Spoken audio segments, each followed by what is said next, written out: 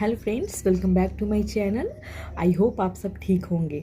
तो अभी आज आप जानते हैं कि 1 मई है और आज के दिन अंतर्राष्ट्रीय मजदूर दिवस मनाया जाता है। ठीक है, तो इस दिन को लेके कुछ इम्पॉर्टेंट फैक्ट्स है जो मैं आप लोगों को बताना चाहती हूँ, और 2 और इम्पॉर्टेंट डेज है जो अभी जस्ट जो गुजरा है, जैसे कि 29 अप्रैल को और 30 अप्रैल को, तो उसको भी मैं यहाँ पे डिस्कस करूँगी। ठीक है, तो 1 मई को मजदूर दिवस मनाया जाता है और इसकी जो शुरुआत हुई थी वो 1886 से अमेरिका में हुई थी।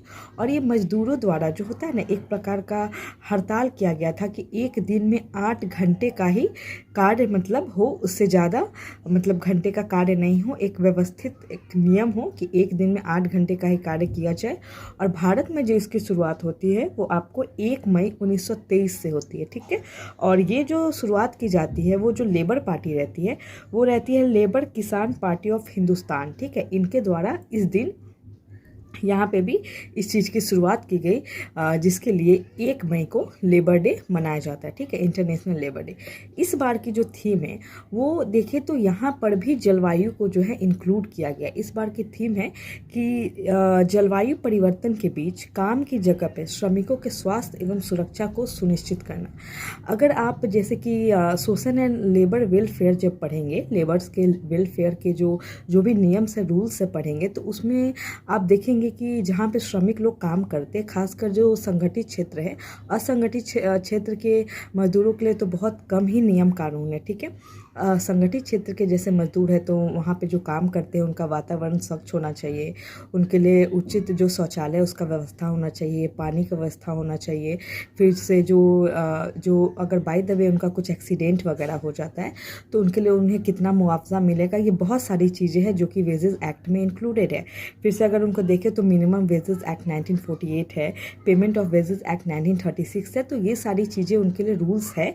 तो उसके लिए इस बार जो उनका फोकस किया गया कि वो जहाँ पे भी कार्य करते हैं उनका कार्य का जो जगह रहेगा वो आपको जलवायु अनुकूल होनी चाहिए। ठीक है, उनके लिए उचित व्यवस्था होनी चाहिए। ठीक है, क्योंकि उनकी भी जो जीवन है वो बहुत इंपॉर्टेंट है, उनको भी राइट टू लाइफ है। ठीक है, और तो चलिए नेक्स्ट डे जो है वो 29 अप्रैल था, जिस दिन इंटरनेशनल डांस डे मनाया जाता है। तो ये आप नॉर्मल याद रखेंगे, इंटरनेशनल डांस डे, ये नॉर्मल है। लेकिन इससे रिलेटेड मैं एक फैक्ट बताना चाहती हूँ कि भारत में आप जानते हैं कि 8 प्रकार के शास्त्रीय नृत्य है, जिससे रिलेटेड क्वेश्चन पूछे जाते हैं, खासकर आपको बिहार दरोगा या बिहार पुलिस इन सारे एग्जाम्स में। ठीक है, तो जो 8 नृत्य है वो है कथक, जो कि कथक आप देखेंगे कि जो नॉर्थ इंडिया है उसमें ये है। और जो बिरजू महाराज है, जो कि आई थिंक कुछ महीने पहले या 1 साल, लगभग कुछ महीने ही होगा, 1 साल भी आई थिंक नहीं हुआ, तो ये जो बिरजू महाराज थे वो कथक डांस से जुड़े हुए थे। तो ये सारे क्वेश्चन पूछते हैं अगर कुछ इंपॉर्टेंट व्यक्ति का ऐसे निधन होता है। ठीक है, फिर है कथकली, जो कि केरल के साइड में ये प्रचलित है, उड़ीसा में। ठीक है, फिर है आपको भरतनाट्यम, जो कि तमिलनाडु में है, मणिपुरी मणिपुर में, कुचिपुड़ी जो कि आंध्र प्रदेश में है, मोहिनी अट्टम जो कि केरल में है, और सतरिया, ये सतरिया जो आपको है वो असम में है। और ये बिहार दरोगा में पूछा गया 2 बार, आई थिंक ये क्वेश्चन पूछा गया कि सतरिया असम से रिलेटेड है। ठीक है, तो आप इस चीज़ को याद रखेंगे। और जो थर्ड इम्पॉर्टेंट डे है वो है आपको 30 अप्रैल को आयुष्मान भारत दिवस। ठीक है, आयुष्मान भारत दिवस की जो शुरुआत है वो आपको 23 सितंबर 2018 को झारखंड राज्य के रांची से की गई थी। ये आप याद रखेंगे, माननीय प्रधानमंत्री नरेंद्र मोदी जी द्वारा।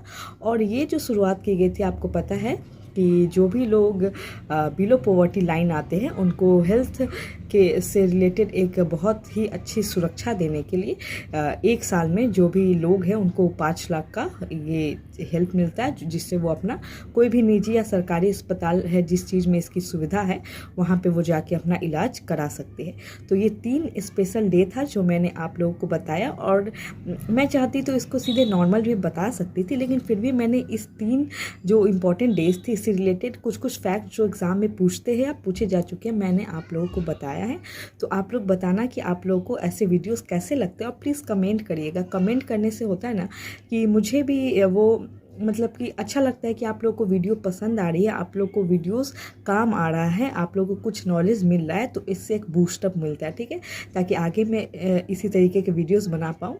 और मेरे एक दो फ्रेंड्स ने बोला कि अब आप मतलब लाइव नहीं आती हो, तो मैं कोशिश करती हूँ लेकिन कुछ टाइम नहीं मिल पाता है, जिस कारण से मैं लाइव नहीं आ पाती हूँ।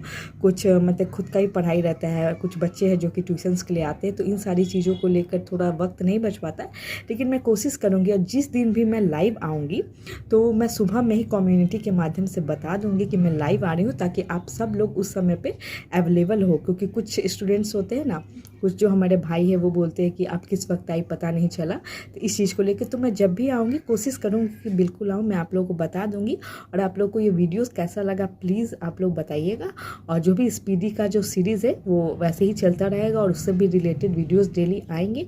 तो आप लोगों को कैसा लगा बताइएगा, और जो भी नए लोग हैं मेरे चैनल को सब्सक्राइब करें, लाइक करें, शेयर करें। Thank you.